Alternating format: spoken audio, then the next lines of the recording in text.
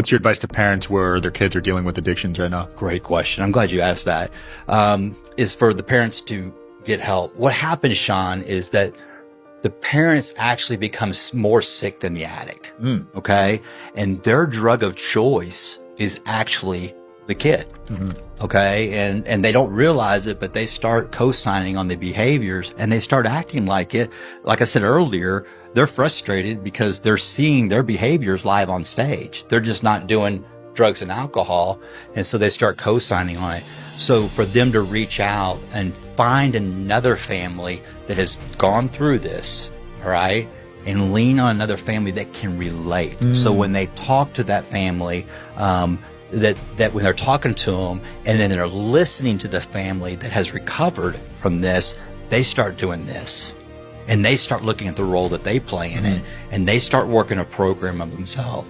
You know, a child or a family member that's in active addiction of anything, okay?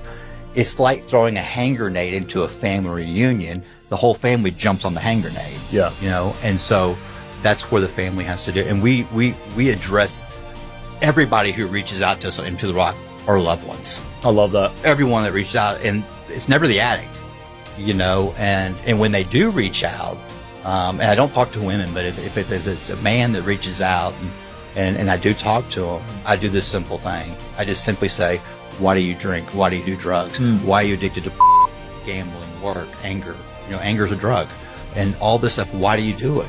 And they start explaining and I cut them off. I said, wrong answer, wrong answer, wrong answer, wrong answer. And I said, you're going to get frustrated with me because no one's ever gotten it right. And they keep saying it and say it and they finally get frustrated. They go, I don't know. Right answer. That's the right answer.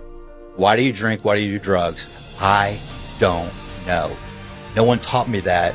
That's what I remember saying after my 27th mugshot when I truly surrendered. And I told Judge Bennett, I don't know why I'm doing the things I'm doing, and I'll do whatever you tell me to do. Wow. If you send me to prison for 25 years, I'm down.